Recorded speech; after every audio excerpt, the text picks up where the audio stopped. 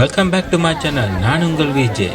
இப்போ நாங்கள் தேவி கன்னியாகுமரி அம்மன் கோயிலுக்கு முன்னால் நினைக்கிறோம். இந்த கோயிலுக்குள்ள இப்போ போய் கும்பிட போகிறோம். காலமாக கும்பிட்டுட்டு அதுக்கு பிறகு இந்த ஏரியாவை எக்ஸ்ப்ளோர் பண்ணிவிட்டு அடுத்ததாக திருநெல்வேலிக்கு போகிறது தான் பிளான். அருள்மிகு தேவி கன்னியாகுமரி அம்மன் கோயிலுக்குள்ள போயிட்டு அங்கே ஸ்பெஷல் தரிசன டிக்கெட் எடுத்து போய் தரிசனத்தை பார்த்துட்டு அதுக்கு பிறகு நாங்கள் வலிக்கிட்டு வந்துட்டோம்.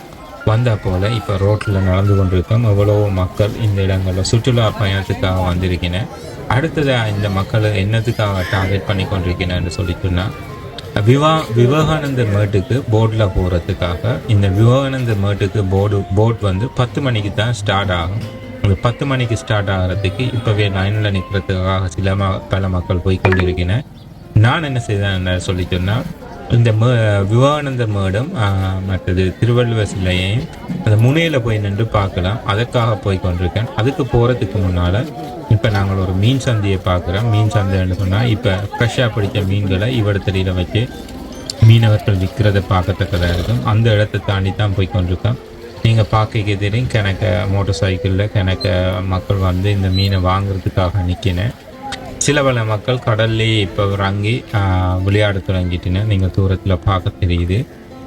மற்றது விவேகானந்தர் மேடும் திருவள்ளுவர் சிலையும் நாங்கள் இந்த கடலுக்குள்ளே கட்டப்பட்டுள்ள இந்த இடத்துக்களால் போய் நாங்கள் அதில் இந்த இப்படி பார்க்க போகிறோம். நீங்கள் தூரத்தில் பார்க்குறீங்கள ஒரு முனை மாதிரி உள்ளுக்கு போகுது. அந்த முனையில் போய் நின்று பார்க்க போகிறோம்.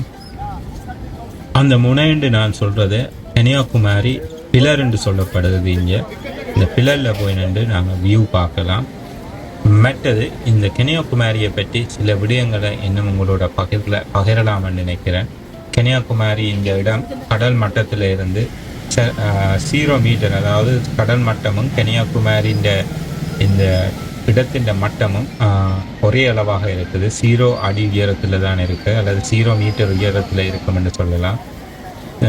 இந்த 5 வகை நிலங்கள் நாங்கள் படித்திருக்கோம். அந்த 5 வகை நிலங்களில் 4 வகை நிலங்களை இடம்தான் இந்த கன்னியாகுமரி பகுதி. அதாவது அந்த 4 வகை நிலங்களும் குறிஞ்சி, அது மலை என்று சொல்லலாம், முல்லை அது காடு என்று சொல்லலாம், மருதம் வயல், நெய்தல் கடல். இந்த 4 நிலப்பகுதிகளையும் கொண்ட இடம்தான் இந்த கன்னியாகுமரி பகுதி. கன்னியாகுமரியின் மக்கள் தொகை 20,000 தொடக்கம் 30,000 வரையான மக்கள் தான் இங்கே இருக்கிறேன். ஆனால் இந்த இடம் ஒரு மிகப்பெரிய ஒரு சுற்றுலாத்தலமாக இருக்குது. நான் போய்க்கு ஆன்லைனில் ஹோட்டல் புக் பண்ணிட்டு போனேன். நான் போய்க்க 12 மணி ஆச்சு. ஹோட்டல்காரன் நான் வரமாட்டேன்னு சொல்லிட்டு இன்னொரு ஆளுக்கு ஹோட்டலை கொடுத்துட்டார். ஆன்லைனில் புக் பண்ணினாலும் இந்தியாவில் நீங்கள் ஃபோன் பண்ணி கன்ஃபார்ம் பண்ணிட்டு போகிறது தான் நல்ல விடயம். அல்லது அந்த ஹோட்டலுக்கு அந்த நேரத்தில் நீங்கள் போகாட்டில் இன்னொரு ஆளுக்கு கொடுத்தீங்க. அவளுடன் சொன்னவன் இடம் இல்லை, வேறு ஹோட்டலை பார்க்க சொல்லி இப்போ நாங்கள் சுற்றி திரிந்து வேறு ஒரு ஹோட்டலுக்கு பார்த்து நாங்கள் இப்போ எங்களுக்கு அந்த புக் பண்ணின மணியை வந்து ரிஃபண்ட் பண்ணினவர். கன்னியாகுமரி இந்த கடற்கரை வந்து இந்தியாவில் தென்கோடியில் அமைந்துள்ள ஒரு மிகச்சிறந்த ஒரு வடிவான கடற்கரையாக சொல்லப்படுகின்றது. இந்த கன்னியாகுமரின்ற இடம் வந்து கன்னியாகுமரி மாவட்டத்தில் நாகர்கோயில் அதுதான் தலைநகரம். அதில் இந்த 16 கிலோமீட்டர் தூரத்தில் தான் இந்த கடற்கரை இருக்குது.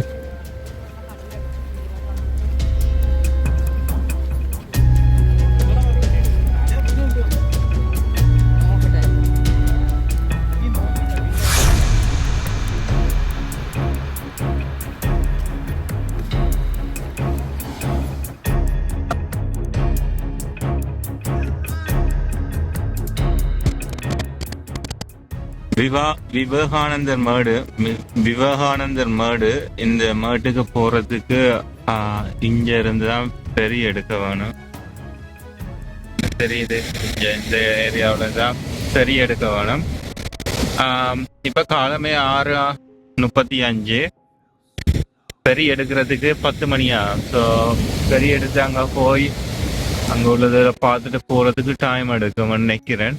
பாப்போம், நான் போக மாட்டேன்னு தான் நினைக்கிறேன்.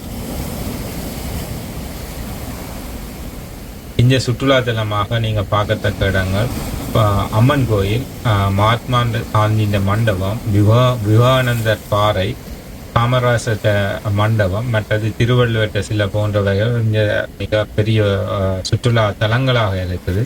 மற்றது இங்கே நிகழ்வுகள் வந்து சூரியோதயம் மற்றது சூரிய மறைவு சன்ரைஸும் சன்செட்டும் வந்து மிக பிரம்மாண்டமாக இருக்கும். ஆயிரக்கணக்கான மக்கள் பல்லாயிரக்கணக்கான மக்கள் வந்து பார்க்குற ஒரு இடம் சன்செட் அண்ட் சன்ரைஸும் தான் இந்த இடம். நான் சன்ரைஸ் பார்த்தேன்னா அந்த சன்ரைஸ் வீடியோ இதுக்கு முதல் வீடியோவை அப்லோட் பண்ணியிருக்கேன். விருப்பம் இருந்தால் நீங்கள் அந்த வீடியோவை போய் பார்க்கலாம்.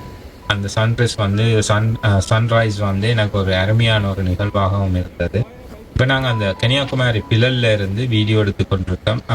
விவேகானந்தர் மேடோ அல்லது விவேகானந்தர் பாறை என்று சொல்லப்படுது. அந்த பாறைக்கு அப்படி போகிறது அந்த வியூ அப்படி இருக்குன்னு சொல்லி உங்களுக்கு காட்டுறதுக்காகத்தான் இந்த வீடியோ எடுத்து கொண்டிருக்கேன். இந்த பாறையால் நீங்கள் போகிறோன்னா கொஞ்சம் வாக்கிங் ஷூ போட்டு வர வேணும். பிள்ளைகளோட போய்க்க கவனமாக போகணும். இந்த பாறைகளுக்கு இடையில் கெப்புகள் இருக்குது. அந்த கெப்புகளை நீங்கள் பார்த்து தான் பிள்ளைகளை கூட்டிக் கொண்டு போகணும். சில பல மக்கள் தங்களுடைய பிள்ளைகளோட போயிருக்கார்கள், பார்க்கத்தக்கதாக இருந்தது. இந்த முனையிலிருந்து விவேகானந்த மேடும் மற்றது திருவள்ளுவர் சிலையும் பார்க்க மிக அருமையாக இருக்குது. இந்த வியூ உங்களுக்கு பார்க்கத்தக்கதாக இருக்கும். இந்த அருமையான வியூவை பார்க்குறதுக்கு இந்த கன்னியாகுமரி பிளருக்கு வந்து நீங்கள் இந்த இடத்துக்கு வந்தீங்கன்னா தெரியும். நாங்கள் சன்ரைஸ் பார்த்த இடம் இந்த இடம்தான். முதல் இந்த இடத்துலேருந்து தான் நாங்கள் சன்ரைஸ் பார்த்தோம். உங்களுக்கு தெரியுது சன்ரைஸ் பாயிண்ட். பேருந்து அடுத்ததாக அம்மன் கோயில் தெரியுது. அந்த அம்மன் கோயில் பேந்திஞ்சால விவேகானந்தர் மேடு மற்ற திருவள்ளுவர் சிலையை பார்க்கத்தக்கதாக இருக்கு.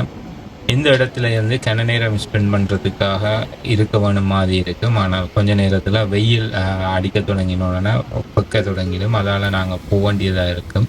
மற்றபடி இந்த வியூ வந்து நல்லா இருக்கும். நீங்கள் போய் இருந்து பார்க்கத்தக்க ஒரு நல்ல வியூ தான் இது.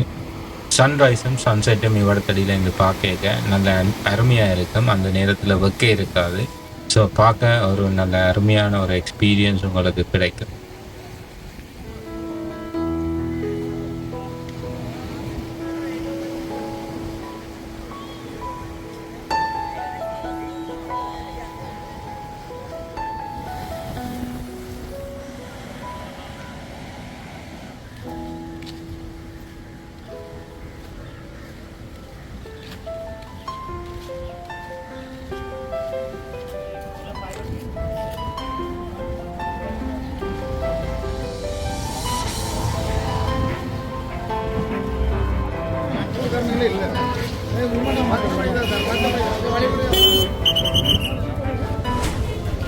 இப்போ நாங்கள் நிற்கிற இடம் இந்த விவேகானந்தர் மேடுக்கு போகிறதுக்காக போட் எடுக்கிற இடம். இந்த இடத்துல மக்கள் கிணபேர் நிற்கிறத பார்த்தோடனே நான் இன்றைக்கு போகலாது. இப்போ போனோன்னா என்னுடைய அடுத்தடுத்த பிளான் கேன்சல் ஆகிடும்ன்றதுக்காக நான் இந்த இடத்த விட்டு வலிக்கிறேன். நீங்கள் பார்க்க தெரியும் எவ்வளவோ மக்கள் இதில் நிற்கிறத. நான் இந்த ஃபுல்லாக எவ்வளோ தூரத்துக்கு மக்கள் நிற்கிறேன்னு சொல்லி உங்களுக்கு காட்டுறதுக்காக நான் ஃபுல் வீடியோ எடுத்தேன்னா பாருங்க எவ்வளோ தூரம் மக்கள் நிற்கிறேன்னு. இந்த போட் போய்கொண்டே மக்களை விட்டுட்டு திருப்பி வந்து ஏற்றி கொண்டே மீதி மக்களை கொண்டே விட்டுட்டு வரோம். இவ்வாறு தான் திருப்பி செய்யும். அப்போக்க எவ்வளோ மக்களையும் முதல் கொண்டே விடுறதுக்கு எவ்வளவு நேரம் எடுக்கும்ன்றதை பாருங்கள். இந்த மக்களும் அங்கே போயிட்டு வருவினா இன்றைக்கு இந்த கூட்டம் அப்படியே தொடர்ந்து போய்கொண்டிருக்கிறதையும் பார்க்கத்தக்கதாக இருக்குது.